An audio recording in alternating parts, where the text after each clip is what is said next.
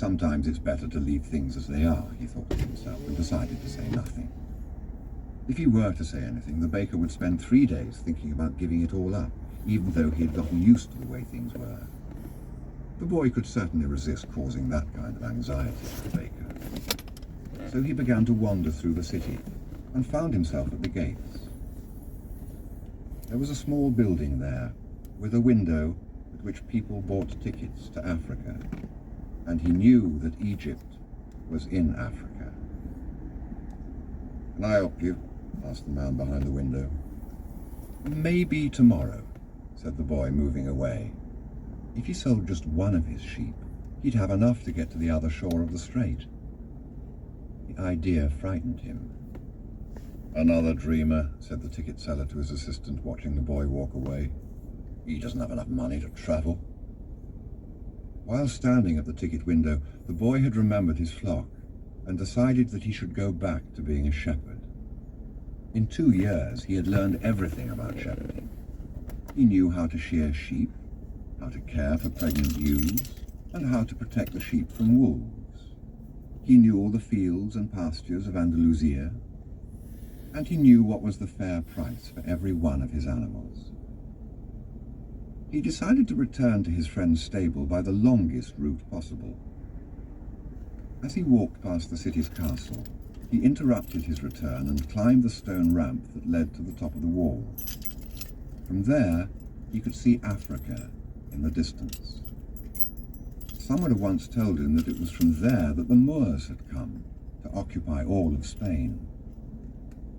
He could see almost the entire city from where he sat, including the plaza where he had talked with the old man.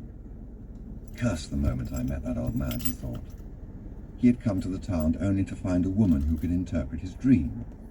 Neither the woman nor the old man were at all impressed by the fact that he was a shepherd. They were solitary individuals who no longer believed in things and didn't understand that shepherds become attached to their sheep. He knew everything about each member of his flock. He knew which ones were lame, which ones were to give birth 2 months from now, and which were the laziest. He knew how to shear them, how to slaughter them. If he ever decided to leave them, they would suffer. The wind began to pick up. He knew that wind.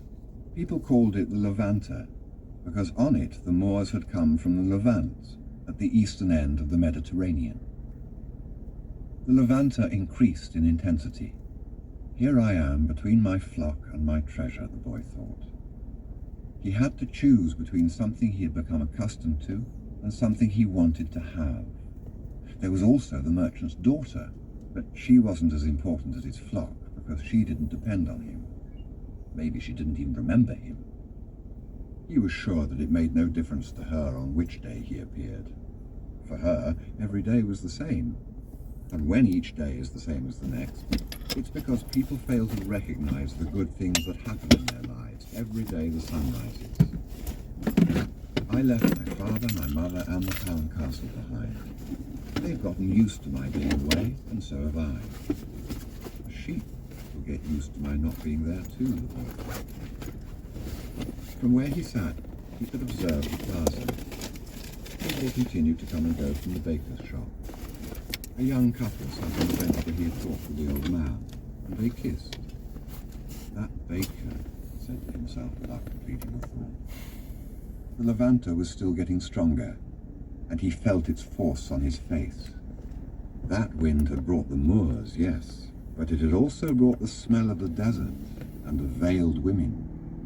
It had brought with it the sweat and the dreams of men who had once left to search for the unknown, and for gold and adventure, and for the pyramid.